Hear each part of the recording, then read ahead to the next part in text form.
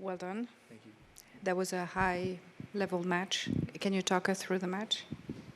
Yeah, well, good start the first few games. Then it went his way quickly. It was weird. I made a few, I would say, bad mistakes to get broken. He had a good return on break point, and all of a sudden I was down. But I still believed that I could fight my way back. And again, it was unfortunate to end the first set getting broken again. But as the second set went on, I kept believing that my chance would come. I think I played a good tiebreak. I got a bit nervous at the end to finish a tiebreak, but I don't know. It wasn't playing great, but in the end it went through. And as the match went on, I felt like I was playing better and better. There's a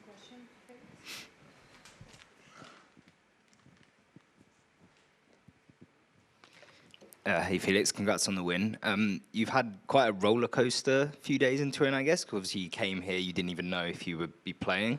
And then the match against Sinner was tough in other ways with your physicality. And just wondered, your very emotional reaction at the end there, was that kind of a release from what's been a kind of roller coaster a few days?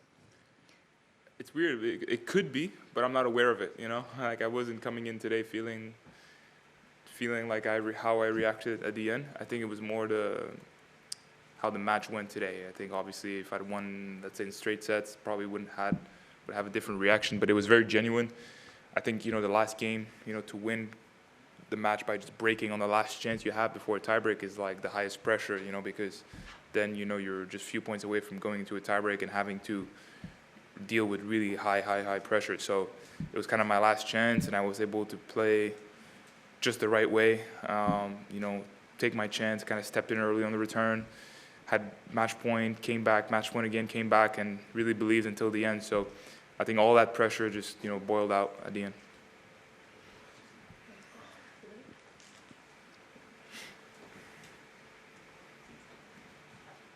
Hello, Felix.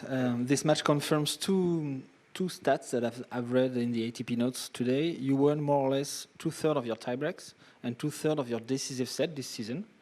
I mean, it's not... 2/3? The 2/3. Okay, 30 out of 45, something like this. Yeah, okay. Or 31 out of 45. Yeah. What's the story behind this ability to be very effective when it counts the most? I mean, as a player, you will get into difficult and tight situations at this level. I mean, I would love to win every match in straight sets, maybe the way Sinner does, right? But, for most of us players, it's like, especially at this level, you will be in tight situations when it comes down to it. So I try to prepare myself when I practice or mentally to sometimes, put a certain challenge or a certain importance on that specific point or that specific ball, and I try to be, okay, on this rally I want to be really precise, or I want to, not make any mistakes.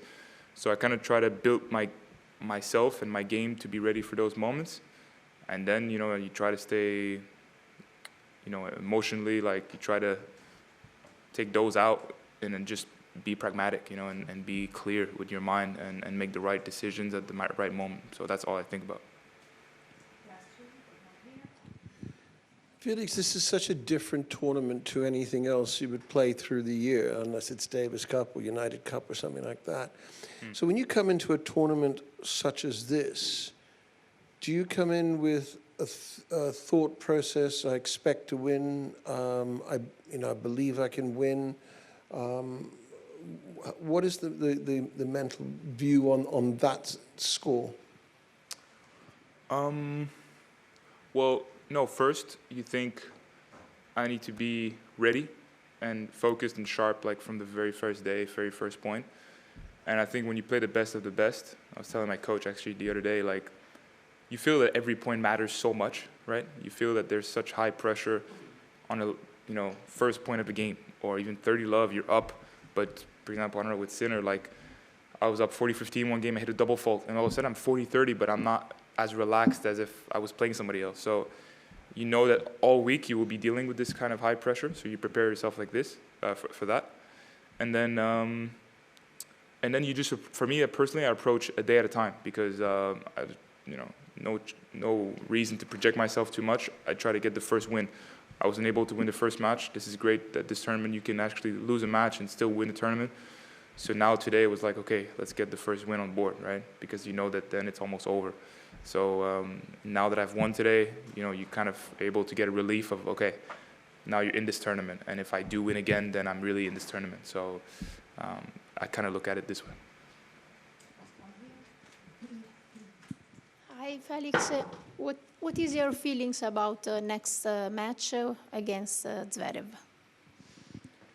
We played not that long ago, and it's obviously better that, you know, the match went my way than if it was the other way around. So, you know, you step on the court with maybe a little bit more confidence, but let's see how it goes. Obviously, we know each other well. We've played since, you know, 2019, every year almost. So, yeah, he knows what he needs to do. I know what I need to do, but let's see who can execute their game the best on Friday. Sorry, Ben, that was one really tough match and battle. Can you analyze the match for us? Yeah, a tough one that I was in control of for sure. I didn't feel like I was doing everything great, but I thought I was competing well. You know, I got to give credit to Felix. I thought he did a lot of things great today. I thought he served really well. I thought the way he hit the ball from the baseline was really good. First ball after the serve, he was aggressive, came forward a lot, and executed in the big moments. And that's where I didn't execute. How much of an effect was the knee incident, and what did you actually do? Did you just come down awkwardly and jar your left knee, and how is it now? It's fine. Yeah, I don't know. I think it should be okay. No, it's just one of those where, like, I hit it really hard on the ground, and it hurt for the next, you know, it hurt really bad for the next 10, 15 minutes, but I wasn't about to stop and call the trainer and then come back and try to serve down a mini break and stay in the set. So I just kept going, and maybe adrenaline, but I didn't feel it at all for the whole third set. And just going back to your first match, when you walked on court, you had this really nice moment with the kid that he'll have with him for the rest of his life. Obviously, you're focused on the results, but how nice is it to know that you do have an impact no matter what happens on the court? Yeah, I think regardless of who he walked out with, he was going to hit those dance moves. But no, it's cool. You know, I love being able to inspire the next generation, the young kids that you can have an influence on. Those, you know, are the fans that I really love to see excited about the tennis. And it's cool to see the fan base that we have in our sport get younger and younger, and yeah, that was a really special moment for sure. And but yeah, anytime I have interaction with kids at tournaments or practices, wherever it is that are excited, it makes me happy. Hi Ben, Simonetta on Eurosport Italy. Season's not over yet. Still one match. You have few chances to get through. But I want to ask you, how would you rate this 2025, your season, from 1 to 10? And I would like to ask you also if there is one thing for the next season you want to improve, something that you will work on that you're thinking, I really want to improve here. What would you pick? Yeah, I guess if I rated it 1 to 10, maybe an 8 out of 10, 7 or 8. You know, I made huge improvements and strides from the year before. You know, what I've done kind of post-US Open, I haven't been happy with. But the rhythm that I found in the first 3 quarters of the year was really good. You know, I'm a guy that I get into a really good rhythm when I'm playing a lot of matches.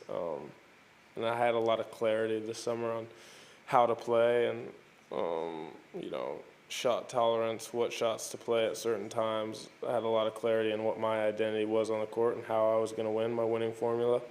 I'm still searching for that a little bit right now. So, you know, this last 4 tournaments of the year, Shanghai, Basel, Paris here, have been more difficult for me, trying to find that, you know, while feeling that like all the guys that I have played have been, you know, in form and playing great tennis, and I'm competing well.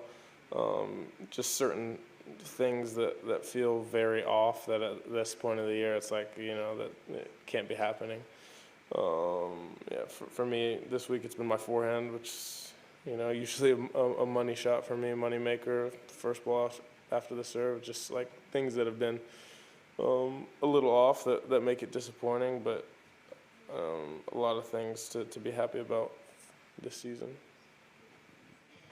Hey Ben, you saved the first match point on a pretty heavy second ball. It was not 200, but it was a massive serve on the second serve.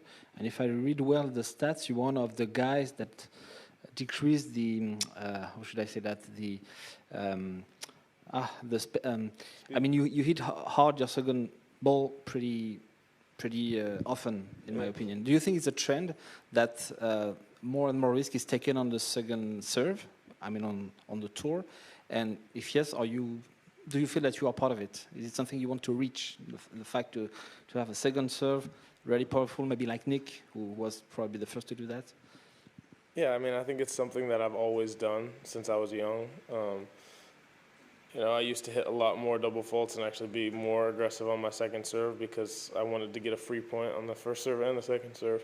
So that's always kind of been my mentality, a more aggressive mentality whenever I'm serving, whether it is first or second, to have an advantage. And I think that, you know, that's the mindset for some guys, and it isn't for others. But yeah, I think if you look at the guys in the top 10 right now, there's a lot of guys who go after the second serve, have, you know, fast second serves that are difficult to deal with. You know, whether it's Felix or Sinner or Zverev, there's definitely a few. Hi Ben, congrats for your season. Of course, here you have like suffered two big losses. You have many chances, but I was wondering, what do you take away from this first experience here for you at the ATP Finals, and how nice finally will it be to come back home? Yeah, you know, I got a kind of a big break after the U.S. Open, so I'm not feeling too homesick. Just, you know, excited to be here and the opportunity, and like you said, not, you know, the best so far week for me, and obviously that is frustrating and disappointing, being as big of a tournament as it is. But historically, I haven't been the person who's come to a new place, a new tournament, and just done outstanding right away. I think there's a bit of a learning curve everywhere you go, different tournament, different atmosphere, different format that I never played in, and obviously playing the best players in the world. So for me, it's just, you know, go back to work, regardless of how things end here.